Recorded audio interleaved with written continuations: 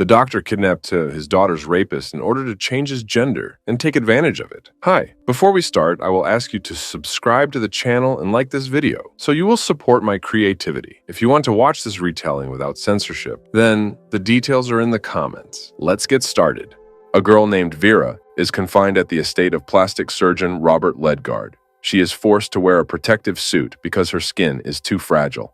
While Vera is practicing yoga, Robert Ledgard is delivering a presentation at a scientific conference on the importance of full facial reconstruction for burn patients. El rostro nos identifica. A las víctimas de un incendio no les basta con salvar su vida. Necesitan tener un rostro.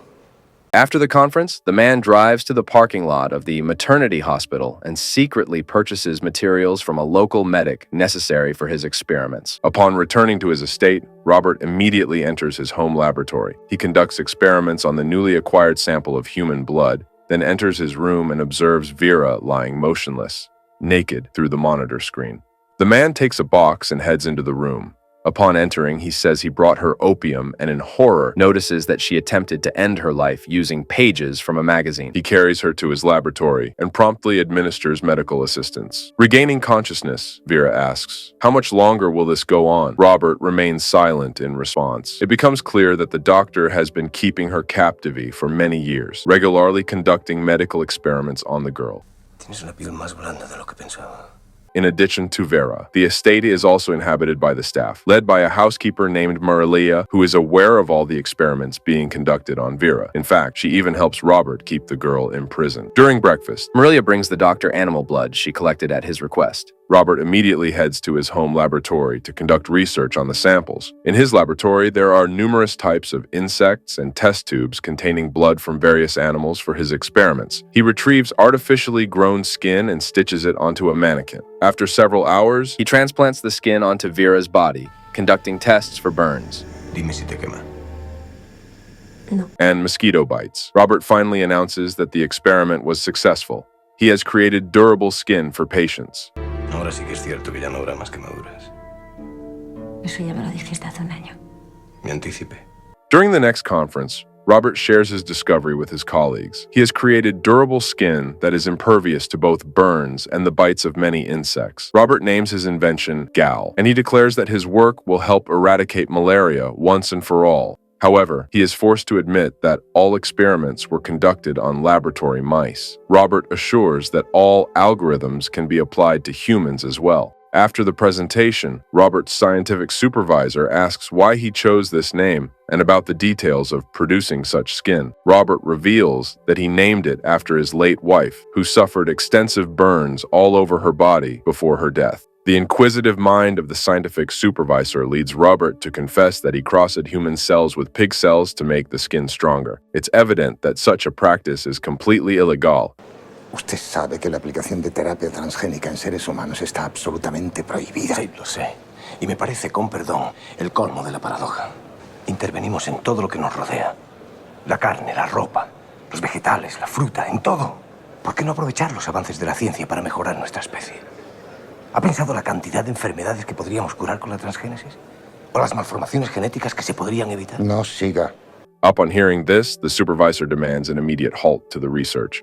Otherwise, he will be forced to report it to the scientific community. In the evening, upon returning home, Robert again takes the opium box and enters Vera's room, informing her that he has finished his experiments on her.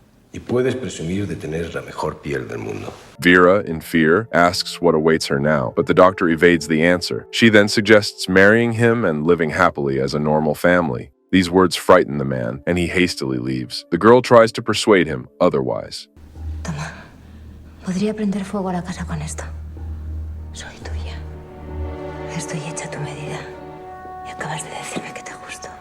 Shortly after, Marilia suggests getting rid of Vera. She says that her resemblance to Robert's late wife could create major problems in the foreseeable future. Tendrás que matarla. However, Robert is not in a hurry to take such actions. Apparently, he seriously considers Vera's proposal and only asks Marilia to dismiss all the other staff in the house to avoid problems with concealing Vera's captivity. The next morning, as the staff leaves the estate, a man in a tiger carnival costume approaches the gates. He tells Marilia that he is her son, Seika, whom she hasn't seen in 10 years due to complex relationships. ¿Cómo te atreves a venir aquí?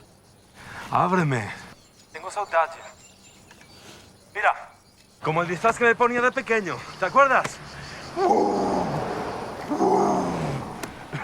Tigriño.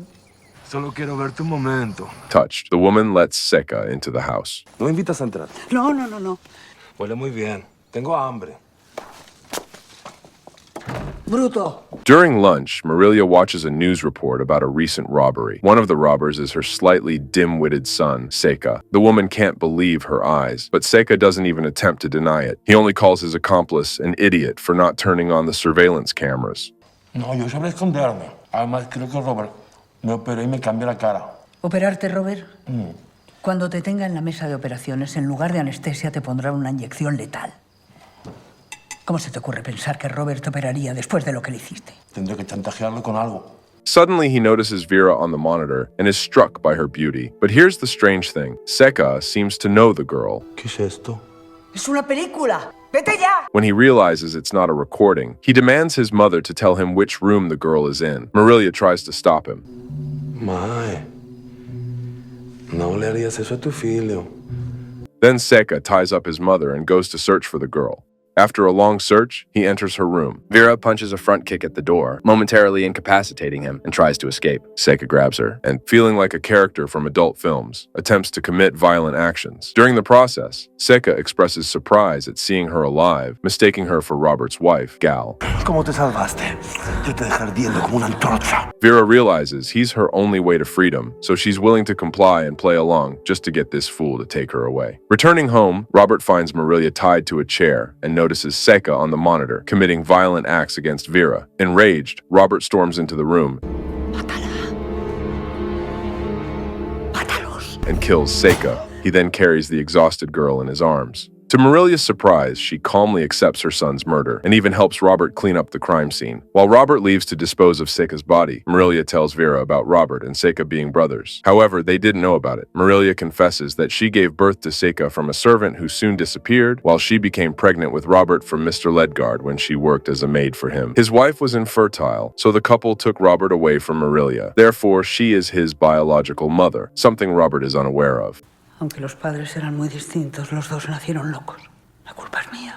Llevo la locura en mis entrañas. Yo servía en casa de los Ledgard desde muy niña. Vera asks why Seka called her Gal. Marilia explains that he mistook her for Robert's wife, who looked exactly like Vera to Seka, but Robert and Seka had different childhoods. Robert was raised in luxury, provided with expensive education, and Marilia was always there to take care of him. Whereas Seka grew up on the streets in a criminal neighborhood far from his mother. Robert had a happy family with his wife. They raised a daughter named Norma. However, everything changed 12 years ago when Seka committed a crime and came to his mother to lie low, who at that time worked as a housekeeper at Robert's estate. She accommodated her son in the guest house. No one expected Gal to fall in love with the reckless and freedom-loving bandit Seka. The couple decided to run away, but they got into a car accident. Seka managed to escape from the burning car, leaving Gal to burn alive. Robert found her. She was barely alive and completely disfigured by numerous burns. Despite the betrayal, Robert still loved Gal and made every effort to save her. He spent days and nights with her, helping her recover from the incident. He organized numerous studies to restore his wife's former appearance. He ordered all the mirrors in the house to be removed so she wouldn't see her reflection. After some time, thanks to Robert's efforts, Gal began to recover. When she could already stand on her own, Gal heard her daughter singing in the courtyard. When she attempted to look at her, she saw her reflection in the window glass. Horrified by her appearance, Gal threw herself out of the window. Her disfigured body fell right in front of her daughter, traumatizing the girl for life. No parecía un ser humano. Era una babisa. Years later, Norma also ended her life the same way. Later that evening, Robert allows Vera to lie in his room. He wanted to engage in adult activities with her, but the girl stopped him, saying that Seka traumatized her in the process, and she needs time to recover. The couple falls asleep in each other's arms. We see Robert's story from 6 years ago. Norma was discharged from the psychiatric hospital where she recovered from witnessing her mother's death. However, the girl was still on sedatives. One evening, Robert took Norma to the wedding of one of his patients. La veo mucho mejor. Al menos ya no le da miedo a la gente. but after a few minutes, he lost sight of her. Robert went to search for her in the estate's courtyard, passing through the woods. Robert realized that the youth came here to engage in not-so-innocent activities. Among them, he tried to spot Norma when suddenly he noticed a guy on a motorcycle who was clearly running away from something in a hurry. He found Norma's shoe and then her unconscious body lying under a tree, her clothes scattered around. Upon regaining consciousness, The girl began to hysterically beat herself, apparently mistaking her father for the abuser who assaulted her. Robert wakes up in a sweat and hugs Vera. We see the same story from another perspective, which happened with a guy named Vicente on the same day, 6 years ago. The guy worked in his mother's boutique. He really liked his colleague, a girl named Kristen, but all Vicente's courtship was in vain since Kristen always preferred girls. ¿Por qué no me gustan los hombres? Porque no te guste yo. So, Vicente had no chance. Seguro que te sienta de maravilla. Pues si tanto te gusta, póntelo tú. That same evening, Vicente went to the same wedding. He was a very progressive young man, and, having taken some pills, tried to find a companion for the evening. There was a spark between Norma and Vicente. Eventually, the guy invited the girl for a walk in the same woods, but due to her psychological reasons, Norma behaved like a child in an adult's body, not understanding what the guy wanted from her. Vicente said he overdid it with the pills today. ¿Que si te has metido pastillas? Ah, sí. Cipralex 20, 100 miligramos de Prax, 2 gramos de Tranquimacin. Bueno, Reinol ya no tomo. Hay lírica, claro, eso. Hostias. Yo también voy hasta el culo. ¿Hasta el culo? Norma broke her heel, so she took off her shoes and her sweater, feeling uncomfortable. Vicente took it as a signal to advance. He started to approach her. The girl, who had spent her last years in a clinic, was stunned by such actions and didn't understand what was happening. But when it came to action, Norma panicked, started screaming and biting. Unable to find another way to calm her down, Vicente knocked Norma unconscious with a slap. In an attempt to cover his tracks, the guy straightened out her clothes, jumped on his motorcycle, and sped away. A week after the incident, Vicente went out for a ride on his motorcycle. Robert follows him in a van. He knocks the guy off his motorcycle on a forest road. Then he sedates the poor guy with a tranquilizer. The motorcycle is thrown off the cliff, and Robert takes Vicente to the basement of his mansion. The police tell Vicente's mother that they found his motorcycle at the cliff, and most likely her son couldn't handle the bike and fell into the sea. His body was never found. The woman refuses to believe it because her maternal instinct tells her that her son is alive. The next day, Robert visits his daughter in the psychiatric hospital, but she refuses to meet with her father and locks herself in the closet. Doctors say that the girl developed a fear of men and only communicates with nurses. Robert keeps the guy chained up in the basement, deprived of food and water. After a week of such torture, Robert washes Vicente with a hose, like the police did with Rambo, then transfers him to a more comfortable room. A few days later, Norma ends her life by jumping out of the window. Crushed by grief and devastated, Robert decides to vent his anger on Vicente. He prepares the guy for surgery. Robert falsifies documents for Vicente and invites his colleagues to perform vaginoplasty on him. Aquí tenéis toda la documentación y los sobres. Venga. Cuando estéis listos, empezamos. Unsuspecting doctors successfully transform the guy into a girl. After the operation, Vicente wakes up and, upon realizing that he is no longer a man, goes into shock.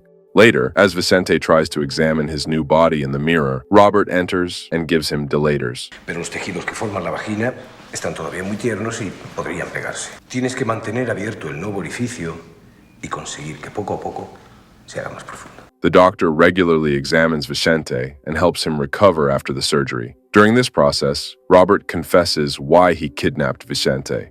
Soy el padre de Norma, la niña que violaste. Creo que no llegué a violarla. ¿Cómo que no llegué a violarla? ¿Has perdido la memoria? Que ya noche he tomado muchas pastillas y lo recuerdo todo muy mal. With nothing else to do, Vicente has to obey the deranged doctor in hopes that he will be released someday. Years go by, and after multiple plastic surgeries, Robert transforms Vicente into an exact copy of his wife and tells him that his name is now Vera. While living in captivity, Vera regularly tries to escape. During one of these attempts, she almost succeeds, but the doctor manages to lock all the doors. Then, grabbing a knife, Vera tries to end her life for the first time. However, the doctor manages to save her. He equips a special room for her where the girl has no chance of escaping. In order to retain a shred of sanity, Vera begins practicing yoga, The events of the film are transferred to modern times. Robert and Vera gradually become closer. It seems that Robert seriously considers a full family life with Vera. Marilia is dissatisfied with Vera being allowed to roam the house freely. She fears the girl. However, Robert even allows Vera to go out into the city with Marilia. She warns about the possible consequences if Vera escapes. Me he puesto los zancos para ir practicando. Cómprate todo lo que te guste. Marilia lleva las tarjetas. Muchas gracias. But the doctor believes that the girl genuinely loves him. All these years, Vicente's mother has never stopped trying to find her son, and now she still publishes his photo in newspapers. It is this photo that one of Robert's colleagues, who helped him perform vaginoplasty on Vicente, noticed. He recognized the young man and came to Robert to find out all the details. The colleague demands that Robert confess what's going on, but he's ready to shoot his friend to avoid responsibility. At that moment, Vera arrives. She saves Robert, stating that everything is fine. She voluntarily underwent this operation because she loves Robert and confirms the legend with a kiss. The colleague leaves in confusion. Robert expresses his gratitude to the girl. That evening, the couple plans to engage in intimate activities. Vera says she's not fully recovered yet, but can try with the lubricants she bought in the city today. She goes downstairs to get them, finds Robert's gun, and takes it with her. She notices the newspaper with her photo as Vicente and tearfully kisses her picture, then goes back up to Robert. Upstairs, she points the gun at the doctor and confesses that she lied to him and never loved him. Shockingly, Robert is stunned by this turn of events, and the girl kills the doctor. At the noise, Marilia rushes in, bursting into the room, but the same fate befalls her as her sons. The next day, Vera comes to her mother's shop. Kristen is surprised by the guest's strange behavior. ¿Le pasa algo? Walking through the store with tears in her eyes, Vera tells Kristen that she is Vicente. She tells her story and shows the dress that he wanted to give Kristen 6 years ago. ¿Te acuerdas de este vestido? Yo te dije que te lo regalaba, solo para ver cómo te quedaba. Tú me dijiste que si tanto me gustaba que me lo pusiese yo. And finally, Vicente gets a chance to win Kristen's heart. The mother enters and the film ends. Что случилось, Кристина? Подойдите на минутку, сеньора. Wow, here's a retelling of an extremely ambiguous film today. Do not forget to subscribe to the channel. And if you have the opportunity to support the channel, then please subscribe to me on Patreon. There you can watch all the videos earlier and uncensored. See you soon. Bye.